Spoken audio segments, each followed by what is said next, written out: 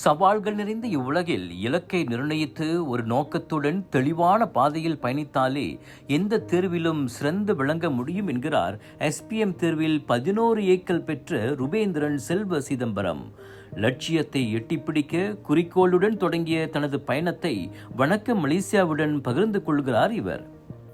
எனக்கு வெளிநாட்டில், அதாவது ஜெர்மன் நாட்டில் வேலை செய்யணும்னு ஆசை. அதாவது நான் இன்ஜினியரிங் கோர்ஸ்ல எனக்கு ஆர்வம் அதிகம் உண்டு.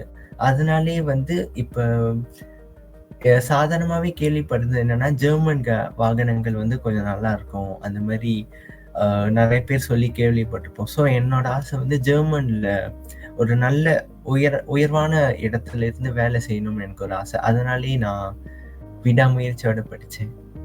ஈப்போவைச் சேர்ந்த ருபேந்திரன் சுய தொழில் செய்யும் தந்தை செல்வ சிதம்பரத்திற்கும் தாதியாக பணிபுரியும் தாய் பரமேஸ்வரிக்கும் பிறந்த இரண்டாவது மகன். தனது அக்கா ஜனனி போலவே இவரும் தனது SPM தேர்வில் 11 ஏக்கள் பெற்று குடும்பத்திற்கு பெருமை சேர்த்துள்ளார். கல்வியில் மட்டுமல்ல, பல விளையாட்டிலும் இவர் திறமைக்காரர். எனக்கு சதுரங்கம் விளையாட பிடிக்கும். சென்ற வருடம், அதாவது SPM எழுதும் வருடம் நான் MSSD சதுரங்க போட்டியில பங்கேற்று அதுல 4வது இடம் பெற்றேன். அதன் பிறகு MSSPK சதுரங்க போட்டிக்கும் தேர்ந்தெடுக்கப்பட்டு அங்கு விளையாண்டப்போ அங்க பல அனுபவம் பெற்ற விளையாட்டாளர்களோட விளையாட எனக்கு வாய்ப்பு கிடைத்தது. ஆனா அதை தொடர்ந்து போக என்னால் முடியல. சதுரங்கம் தவிர்த்து மற்றபடினா ஸ்கூல்ல பள்ளி திடல் தட போட்டியில நான் லிம்பால் சக்ரா, அதாவது சக்ரா வீசும் போட்டியிலும் பங்கெடுத்தேன். அதன் பிறகு குழு விளையாட்டில் தரை தளி போட்டியிலும் பங்கெடுத்தேன். எனக்கு கணிதம் பாடம் ரொம்ப பிடிக்கும்ன்றதால நான் சென்ற வருடம் ஒலிம்பியாட் காம்படிஷன், அது மேத்ஸோட கணித பாடத்தோட ஒன்று சென்றேன். அதுவும் ஏங்கலை வாலியாக நடந்தது. அதிலும் நான் பங்கெடுத்து 11வது இடம் பெற்றேன்.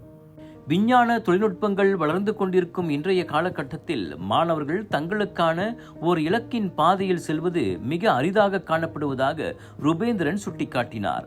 மனம் போன போக்கில் பயணிக்காமல் கல்விக்கும் புறப்பாட நடவடிக்கைக்கும் மாணவர்கள் நேரத்தை சரியாக வகுத்து செயல்பட வேண்டும் என்று அறிவுறுத்துகிறார் இவர்.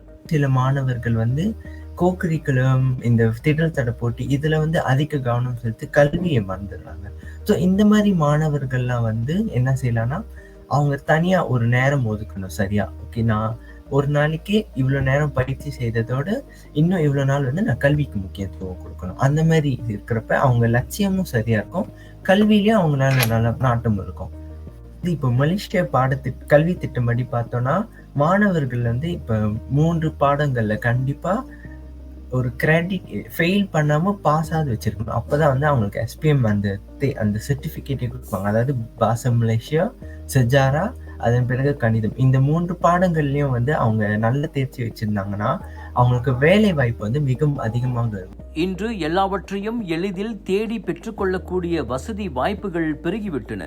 இதனால் கிடைக்கும் வாய்ப்புகளை தவற விடாமல் எந்தெந்த காலகட்டத்தில் எவ்வாறு செய்யலாம் என்பதை கண்டறிந்து அதற்கேற்ப உழைக்கும் மாணவர்களுக்கே வெற்றி நிச்சயம் என்று உறுதியளிக்கும் 11 ஏக்கள் பெற்ற ருபேந்திரனுக்கு வணக்கம் மலேசியாவின் மனமார்ந்த வாழ்த்துகள்.